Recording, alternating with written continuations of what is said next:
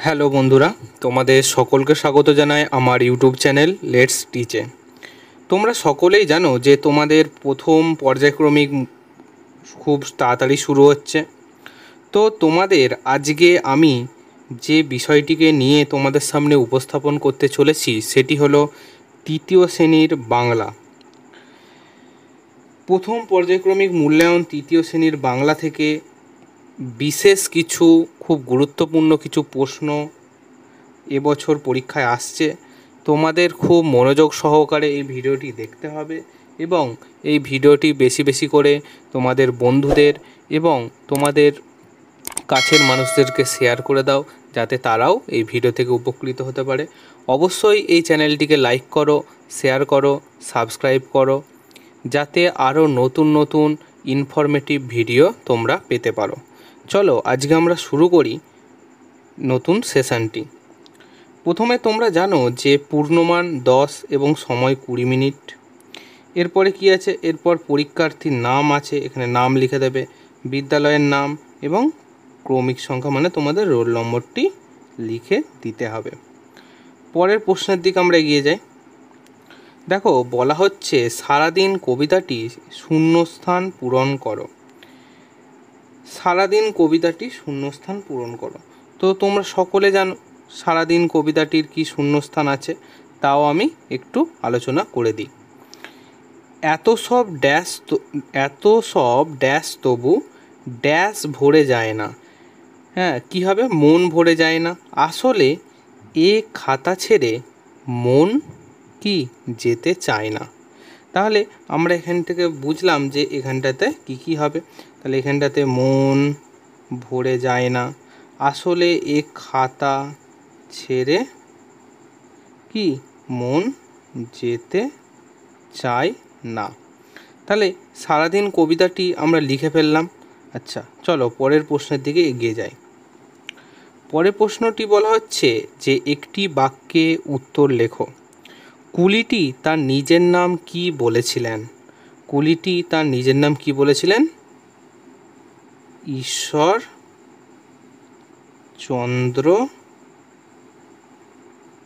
কি শর্মা। ঈশ্বরচন্দ্র শর্মা। আমরা জানি যে ইনি তার নাম দিয়েছিলেন বা তার নিজের নাম বলেছিলেন ঈশ্বরচন্দ্র শর্মা ডাক্তারবাবুকে। পরে প্রশ্ন দেখো, বলা হচ্ছে যে বনে শিকারীর প্রিয় বন্ধুটি কে? বনে শিকারীর প্রিয় বন্ধুটি কে ছিল? ছিল বাঘ। পরে প্রশ্ন, ফুলপরীরা কেমন পোশাক পরে? ফুলপরীরা কেমন পোশাক পরে? ফুলের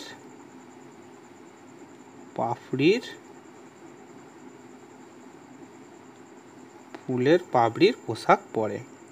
পরে প্রশ্ন দেখি, বুড়ো চাষির সংসারে কে কে ছিল? এটা খুব খুব গুরুত্বপূর্ণ প্রশ্ন, প্রত্যেক বছর পরীক্ষায় আসতে দেখেছি। তাহলে বুড়ো চাষির সংসারে কে কে ছিল? চাষির ছেলে, ছেলের বউ ও বুড়ো চাষি নিজে।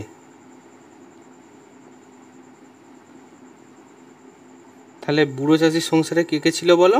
বুড়ো চাষির সংসারে তার ছেলে ছিল, তার বউ ছিল এবং বুড়ো চাষি নিজে ছিল। ঠিক আছে, চলো পরবর্তী প্রশ্নের দিকে এগোই।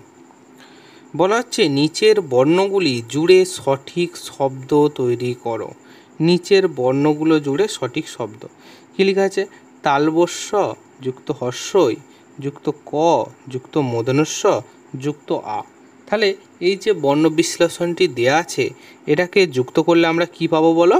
এটাকে যুক্ত করলে আমরা যেটা পাবো তা হলো কি? তা হলো শিক্ষা। তা হলো শিক্ষা। ঠিক আছে, পরেরটা দেখি।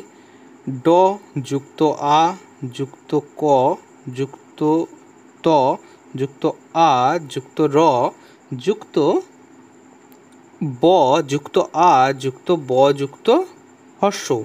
তাহলে এইখান থেকে আমরা কি পাবো বলো? এখান থেকে পাবো এটা হবে ডাক্তার কি বাবু।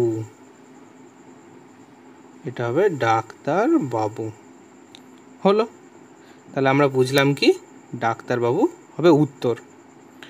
পরেরটা দেখো, প যুক্ত অ যুক্ত এ যুক্ত ক যুক্ত মূর্ধন্য যুক্ত আ। তাহলে এটাকে যদি আমরা বর্ণ বিশ্লেষণটাকে একত্র করে দিই তাহলে কি হবে? এটা হবে অপেক্ষা। অপেক্ষা, অপেক্ষা। পরেরটা দেখো, ব যুক্ত অঞ্জ যুক্ত আ যুক্ত গ। তাহলে এটা কি হবে বলো?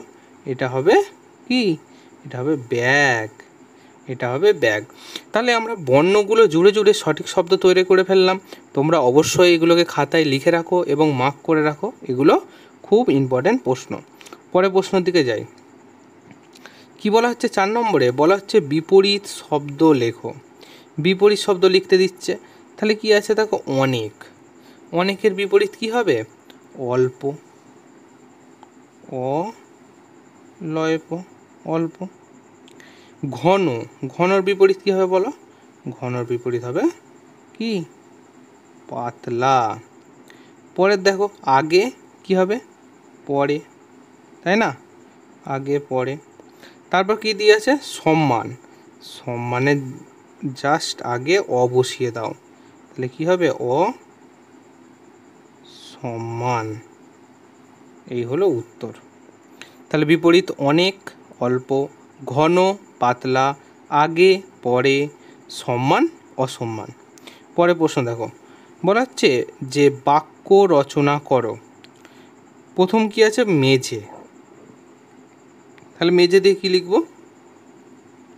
লিখব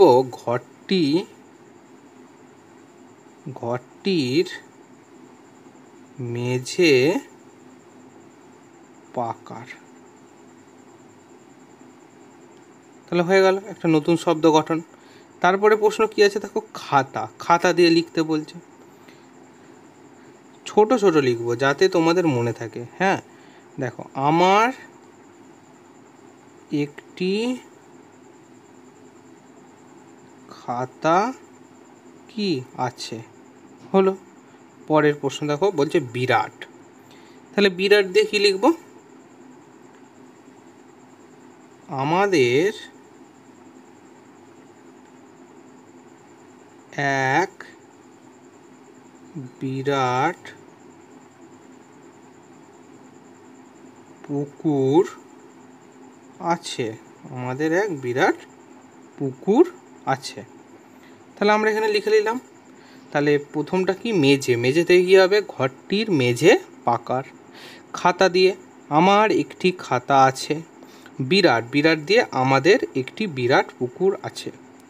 আমি তোমাদের কাছ থেকে অবশ্যই ক্ষমা চেয়ে নিচ্ছি যে এই হাতের লেখাটার জন্য, কারণ তোমরা বুঝতে পারছো যে হাতের লেখাটি আমার নিজের আঙুলের সাহায্যে লিখতে হচ্ছে, যার কারণে হাতের লেখাটি একটু খারাপ। ঠিক আছে, তোমরা অবশ্যই আমার কথাটা শুনে তোমরা খাতায় অবশ্যই লিখে নিও, ঠিক আছে? তাহলে তোমাদের সুবিধা হবে। চলো, পরের এখানেই আজকে আমাদের শেষ হলো মোট 10 নম্বরের পরীক্ষার প্রশ্নোত্তর। অবশ্যই তোমাদের যদি ভালো লাগে লাইক করো, শেয়ার করো, সাবস্ক্রাইব করো এবং তোমাদের বন্ধুর মাঝে জানাও এবং তোমরা নিজেরা কমেন্ট করতে পারো। নিত্য নতুন ভিডিও এবং আপডেট পাওয়ার জন্য অবশ্যই আমাদের চ্যানেলের সাথে থাকো। ধন্যবাদ বন্ধুরা।